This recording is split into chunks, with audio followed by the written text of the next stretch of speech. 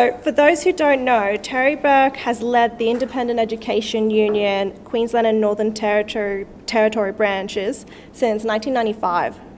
He started his teaching career as a secondary teacher in Catholic education in Toowoomba, later holding administrative and leadership roles there. Terry is extremely passionate about his members. He's passionate about the welfare of his members, and you could safely say he is member obsessed. Under Terry's leadership, the union has continued to grow in numbers and, more importantly, in density and member activism. In addition to this, Terry is also a director at the Teachers Union's Health and NGS and Superannuation Fund. Please join me in welcoming Terry Burke to the lectern.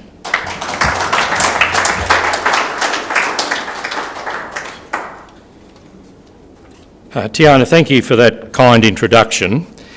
Chris has written this extraordinary book.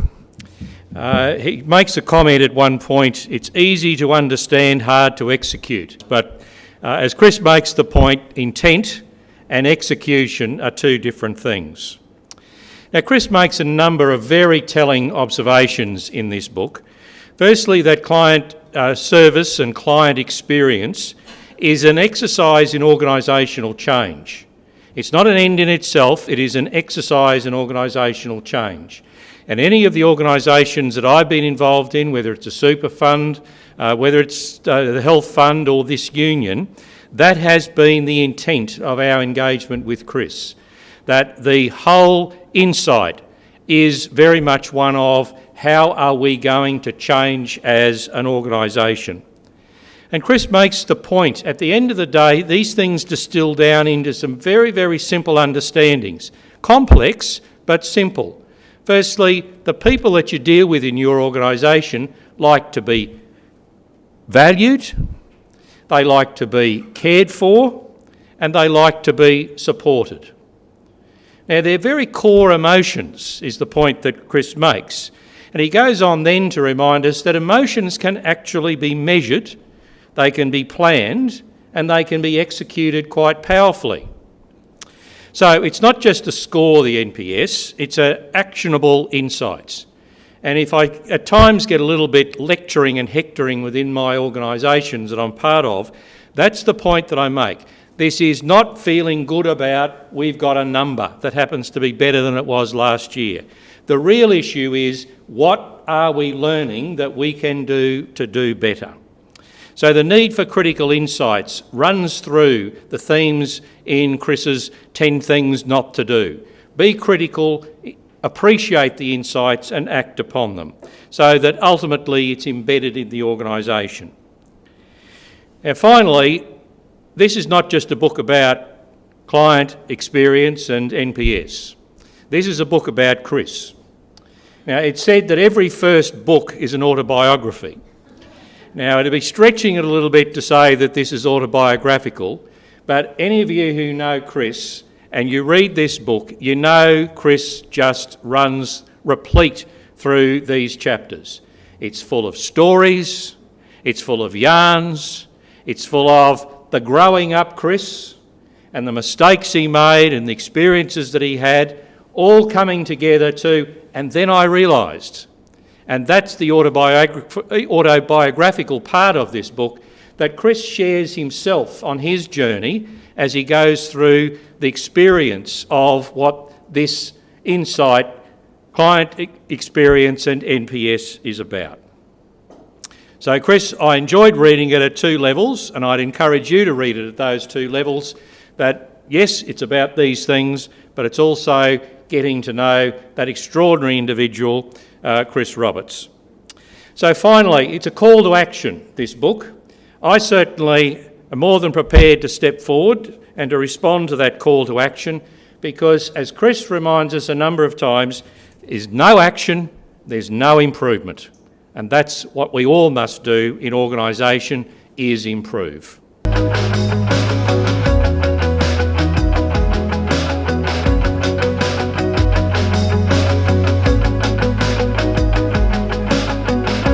Michael Cochran is currently the corporate governance partner at RightSource Pty Ltd. He has worked for over 25 years in various sectors of the financial services industry, especially within superannuation brands. These include Suncorp, Deloitte, Australian Administration Services, and independent fund administrators and advisors, to name a few. He has also worked for super funds, ESI, Super, and BusQ. During his extensive career thus far, Michael has played an active role in client partnership management and governance.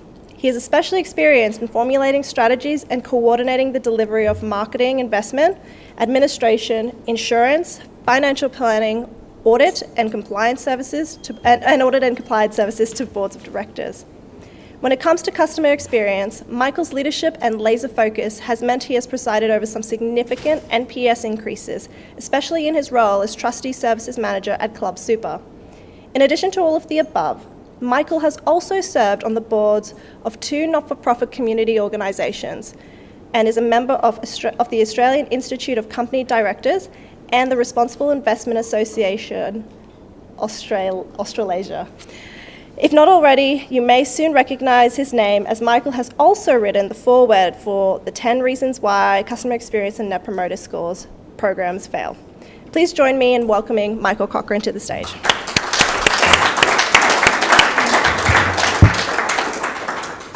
Thank you, Tiana. I guess the lesson is that firms seem to know that NPS is a good thing to do. It should be used. It has stood the test of time, and it's more than a passing phase. But 15 years ago, they weren't really using it to its full potential, and 15 years later, they're probably still not. It was a pleasure to provide a foreword to Chris's book. It brought back a lot of fond memories with engaged strategy, or engaged marketing as it was then. It helped my super fund, Club Super, get back on track, and I'd like to share the experience.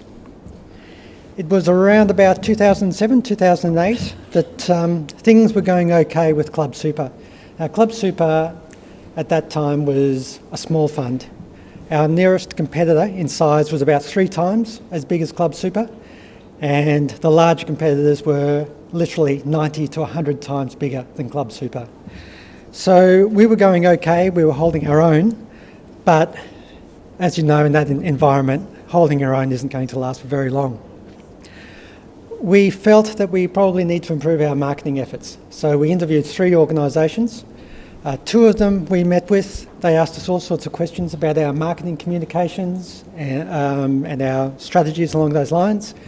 And they sounded good. The 3rd organisation, Chris Roberts, he was recommended to us, appropriately enough, by a industry colleague. So we met with Chris, and he asked a few questions about marketing, but he asked a lot more big picture questions about strategy and our organisation structure and the industry that we worked in. So we went with Chris, and we went down a track that we didn't really expect to go down. When Chris rolled up on our first meeting with him, I was sort of expecting to start designing our first NPS questionnaires.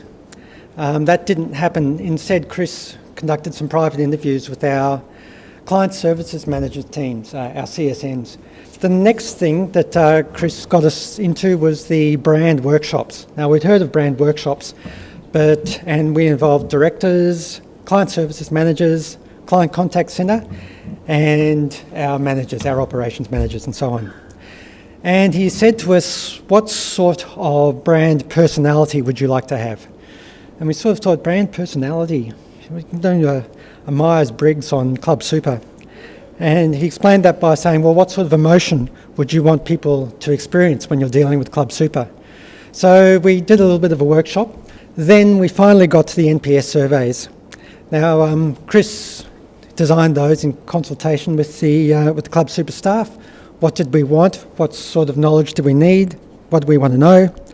Customised for members and employers, 2 different groups, and an ongoing program. They were sent out about quarterly. And anyone who uses NPS will know that the value of those NPS surveys are as much in the comments that you get as they are in the scores. So we had some very well-designed questions to get some information out of them. So with the surveys designed and they were up and running, the fun was really just beginning. We worked on the implementation and the integration of the NPS as a discipline within Club Super. There was training for our contact centre. We had meetings with Club Super staff to present the results of the NPS surveys. Chris attended each of our marketing committee meetings, and those committee meetings involved directors and client services managers, and the results of the surveys were presented to them. There were action items and there were minutes taken. Chris also attended our entire strategy days, where he presented not just for a marketing session, he was there wherever possible for the entire day. So he presented results, the trends of the NPS and his recommendations. So he was trying to drum into us that, yep, surveys are great, surveys are necessary, but it's what you do after the surveys and integrate it with your business so it becomes business as usual. So looking back, we started out by looking for help with marketing and research, and within 6 months Chris was designing and analysing NPS surveys, he was training our staff, he was conducting workshops with staff and directors, rebranding, new logo line, new tagline, he was attending marketing committees, and he was taking part at strategy days. So I wasn't thinking that was going to happen when I was looking for help in marketing, but there it is. So what were the results? Our NPS score for amongst our members increased by over 60 points, and with our employers it was up by 80 points. Now what does that mean? Is that good? We were pretty happy with that because they started from a fairly high base, but it was more the trend. The actual figure that you start with is one thing, but the trend is the next. But more importantly, when we linked that to what was actually really important to the funds, which was our roll-ins and our roll-outs, our membership had stabilised. So that meant that when people left the club industry, they went to a new employer outside the club industry, they were now more likely to say to their new employer, I want you to keep contributing to Club Super. And that in turn affected our rollouts, the funds leaving Club Super. So all of that we were able to attribute to what was happening with our Net Promoter Score. It's filled with nice, short, punchy chapters.